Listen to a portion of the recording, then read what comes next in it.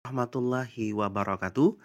Kembali berjumpa dalam pembelajaran daring Bahasa Indonesia untuk siswa kelas 12 SMA Negeri 10 Banjarmasin. Hari ini materi kita adalah tentang menganalisis struktur teks editorial yang diambil di internet. Kemarin kan Bapak menyuruh kalian untuk mengambil atau mencari contoh teks editorial baik di buku paket Bahasa Indonesia, di internet maupun di clipping di koran. Nah, hari ini Bapak akan mengambil satu contoh di internet. Kemudian kita belajar untuk menganalisis 3 struktur dari teks editorial. Ingat, struktur yang pertama adalah pernyataan atau pendapat atau tesis. Yang kedua argumentasi. Yang ketiga penegasan ulang pendapat atau reiteration. Nah, kita mulai yang pertama adalah pernyataan pendapat atau tesis. Nah, pernyataan pendapat atau tesis itu merupakan sudut pandang penulis terhadap isu atau masalah yang diangkat. Isu yang diangkat pada contoh di bawah ini adalah tentang pelaksanaan ujian nasional daring. Nah, kemudian nanti akan ditambahkan beberapa kalimat yang menegaskan sudut pandang penulis. Coba kita buktikan apakah di pernyataan pendapat atau tesis ini memang ada sudut pandang penulis terhadap permasalahan, yaitu tentang pelaksanaan ujian nasional daring. Saya bacakan, beberapa bulan lagi ujian nasional akan dilaksanakan di tingkat SD hingga SMA. Kemendikbud menambahkan aturan baru yaitu pelaksanaan ujian nasional secara online di beberapa sekolah. Dilihat dari keadaan dan situasi lapangan saat ini, rencana ini belum tepat dan perlu dipertimbangkan kembali karena permasalahan seperti infrastruktur yang belum merata dan kurangnya pengetahuan dari tenaga ahli di beberapa sekolah. Nah, di bagian kutipan ini, kutipan teks editorial ini jelas sekali bahwa di dalamnya terdapat pandangan penulis, sudut pandang penulis terhadap isu atau masalah yang diangkat. Kemudian juga ditegaskan kalimat yang menegaskan dari sudut pandang dari penulis tersebut. Kita ambil satu di sini ya, satu kalimat. Perhatikan kalimat ini. Dilihat dari keadaan dan situasi di lapangan saat ini, rencana ini belum tepat dan perlu dipertimbangkan. Itu adalah sudut pandang pengarang, sudut pandang penulis terhadap permasalahan ujian daring tadi.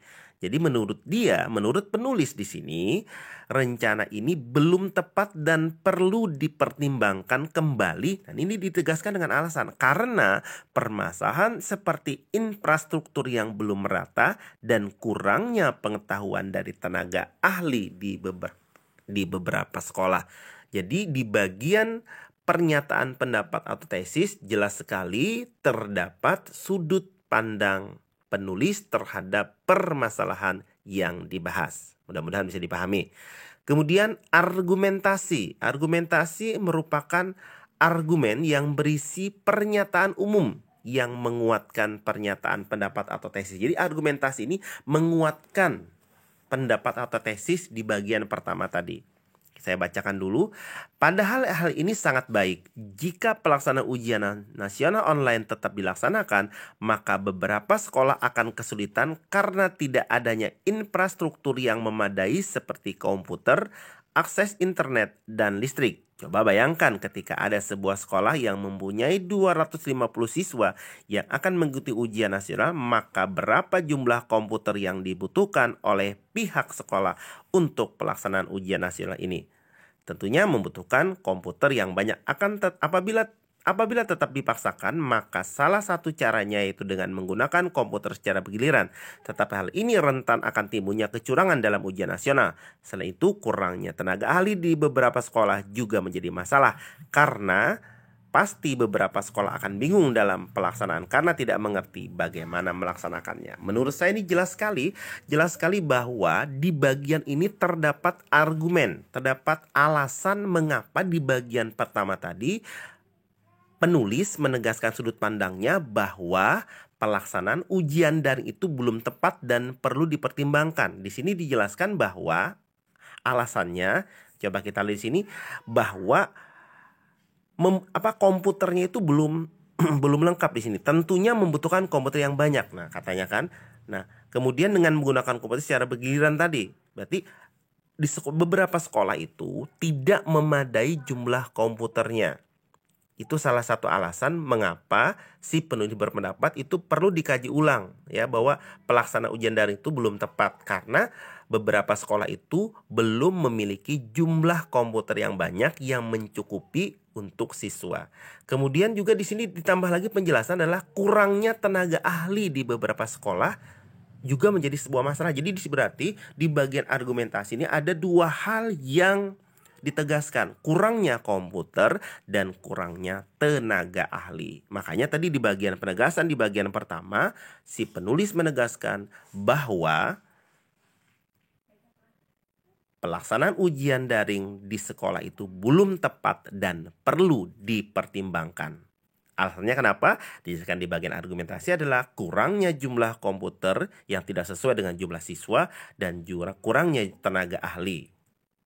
Nah, kemudian di bagian ketiga adalah penegasan ulang atau pendapat atau reiteration ya. Reiteration.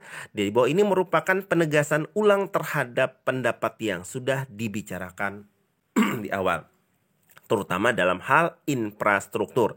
Coba saya bacakan. Sudah semestinya jika pemerintah ingin melaksanakan ujian nasional secara online, pemerintah harus menjamin ketersediaan infrastruktur yang mendukung serta tidak terburu-buru dalam melaksanakannya. Pemerintah juga harus melakukan sosialisasi langsung ke sekolah-sekolah yang jauh sebelum ujian nasional agar tidak menimbulkan masalah seperti yang telah diuraikan di atas. Nah, setelah kalian tahu strukturnya, jadi di bagian ketiga ini, struktur ketiga ini, kita akan kembali melihat bahwa ada penegasan kembali tentang pelaksanaan ujian daring itu yang belum tepat dilaksanakan. Kenapa? Tadi di bagian awal kan sudah dijelaskan bahwa kurangnya infrastruktur, kurangnya komputer salah satunya. Nah, di bagian ketiga ini ditegaskan lagi, diulang lagi penegasannya. Coba lihat kalimat ini. Sudah semestinya jika pemerintah ingin melaksanakan ujian nasional secara online, pemerintah harus menjamin ketersediaan infrastruktur yang mendukung serta tidak terburu-buru dalam melaksanakannya. Berarti penulis menegaskan kembali bahwa pendapatnya bahwa ujian nasional daring itu belum tepat dilaksanakan karena ketersediaan infrastruktur yang belum lengkap. Ditegaskan kembali. Itulah yang disebut dengan penegasan ulang atau penegasan ulang pendapat. Nah, mudah-mudahan kalian bisa memahami ya, dari yang pertama tadi tesis, kemudian argumentasi, dan yang terakhir penegasan ulang atau pendapat. Nah, kemudian kalian kan tadi sudah mencari sebuah teks editorial. Coba kalian juga belajar belajar menganalisis mana di antara contoh yang kalian cari, yang kalian buat, yang kalian tulis itu, mana yang namanya penegasan pendapat atau tesis, mana yang namanya argumentasi, dan mana yang namanya penegasan ulang pendapat. Silahkan kalian analisis ya, belajar. Mudah-mudahan kalian bisa memahaminya. Ini jadikan contoh. Nah, kalian coba aplikasikan pada contoh yang sudah kalian dapatkan. Terima kasih untuk hari ini dulu. Mudah-mudahan kalian bisa memahaminya. Kalau ada pertanyaan silahkan kalian tanyakan. Sekali lagi, selamat belajar. Assalamualaikum warahmatullahi wabarakatuh.